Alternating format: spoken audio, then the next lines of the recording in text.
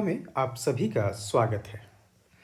आज हमारा to the point का टॉपिक है भारत रुपया जो प्रतीक चिन्ह है, आखिर इसका महत्व क्या है। अभी हाल में तमिलनाडु गवर्नमेंट ने भारत रुपया के प्रतीक को अपने तमिल र के साथ इसको बदल दिया है। तो इसी संदर्भ में हम लोग देखते हैं कि आखिर भारत रुपया का ये जो प्रतीक चिन्ह बनाया गया 2010 में, आखिर इससे क्या लाभ है। तो आइए देखते हैं इसी को। रुपया का प्रतीक चिन्ह ये 15 जुलाई 2010 को अपनाया गया था भारत द्वारा, और उसके बाद Bharat dollar, euro, pound sterling और येन, इस तरह की जो अंतर्राष्ट्रीय मुद्राएं हैं, इनका जो प्रतीक चिन्ह है उसके साथ भारत का प्रतीक चिन्ह भी रुपया का प्रतीक चिन्ह शामिल हो गया। ये जो नया प्रतीक चिन्ह है रुपया का, इसमें देवनागरी का रा और रोमन आर दोनों का मिश्रण है।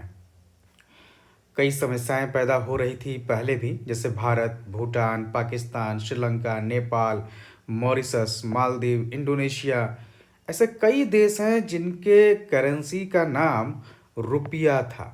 तो इसलिए भारत के रुपये को इन देशों के रुपया से अलग दिखाने के लिए प्रतीक चिन्ह की आवश्यकता बहुत जरूरी था।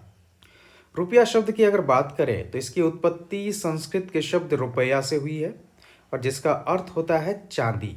रुपया जिसका अर्थ होता है चांदी। भारतीय रुपये को हिंदी में रुपया, गुजराती में रुपयो, तेलुगु और कन्नड़ में रुपयी, तमिल में रुबाई, संस्कृत में रुपयक्कम कहा जाता है।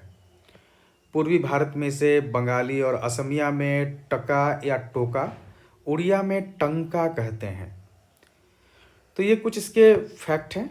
आइए थोड़ा सा इतिहास भी अगर हम लोग देखें तो भारत में जो सिक्के या करेंसीज की जो शुरुआत की बात देखते हैं, तो ये 2500 से लेके 1750 ईसा पूर्व के बीच कहीं मिलता है। लेकिन पहले जो डॉक्यूमेंटेड या प्रलेखित सिक्के हैं वे 7वीं 6ठी शताब्दी ईसा पूर्व से लेकर पहली शताब्दी ईस्वी के बीच के हैं, और इनको पंचमार्क सिक्के कहा जाता है। इनके निर्माण तकनीक के कारण में इनको पंचमार्क सिक्के कहा जाता है। भारतीय रिजर्व बैंक ने 1935 में सरकार से बैंक नोट छापने और प्रसारित करने का अधिकार अपने हाथ में ले लिया था। एक्चुअली में इससे पहले अंग्रेज़ों के आगमन के आने के बाद में अंग्रेज़ों ने बैंक नोट छापने का अधिकार लिया था। 1935 में जब आरबीआई का गठन हुआ तो उसके बाद से बैंक नोट छापने और प्रसारित करने का अधिकार भारतीय रिजर्व बैंक ने ले लिया। फेडरल बैंक था उस समय नाम। 1938 में जॉर्ज पंचम के चित्र वाले नोटों को जॉर्ज 6 के चित्र वाले नोटों से बदल दिया गया, और जॉर्ज 6 के चित्र वाले नोट 1947 तक प्रचलन में थे। भारत की स्वतंत्रता के बाद ये मुद्रा बाजार से हटा दिए गए और इसकी जगह पर सारनाथ शेर की आकृति वाले नोट आ गए थे। भारतीय रुपया दशमलव प्रणाली पर उपयोग नहीं होता था 1957 तक। तब तक ये 16 आने में विभाजित था। 1957 में दशमलव मौद्रिक प्रणाली को भारत में अपनाया गया था, जिसमें रुपया 100 पैसे के बराबर था। 1996 में कागज के नोटों की महात्मा गांधी की वर्तमान श्रृंखला की शुरुआत की गई। चलिए अब देखते हैं आखिर प्रतीक चिन्ह की डिज़ाइन किसने किया था। तो इसको डिज़ाइन किया था आईआईटी बॉम्बे में स्नातकोत्तर छात्र श्री डी उदय कुमार। ये आईआईटी बॉम्बे के स्नातकोत्तर छात्र हैं, श्री डी उदय कुमार। उन्होंने डिज़ाइन किया था इसको। इसके लिए 5 मार्च 2009 को वित्त मंत्रालय द्वारा एक प्रतियोगिता की घोषणा की गई थी, और इसमें कई प्रविष्टियां आमंत्रित हुई, और इन्हीं में से एक आरबीआई के डिप्टी गवर्नर की अध्यक्षता में एक जूरी का निर्माण किया गया, सिलेक्शन कमेटी का। उसने ही 5 प्रविष्टियां सेलेक्ट करके सरकार को अंतिम निर्णय के लिए भेजा था, और इसी में श्री उदय कुमार का जो प्रविष्टि था वो बेस्ट 5 में चुना गया, और इनके लिए उनको बाकायदा 2.5 लाख रुपए का पुरस्कार भी मिला था।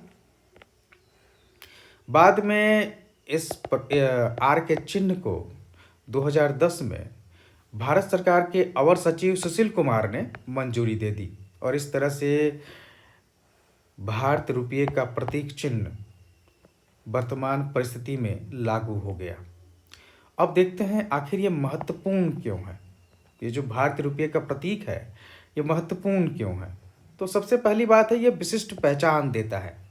भारतीय मुद्रा को दूसरे से अलग करके एक विशिष्ट पहचान देता है, क्योंकि कई देशों के जो करेंसी हैं उनका नाम रुपया ही है।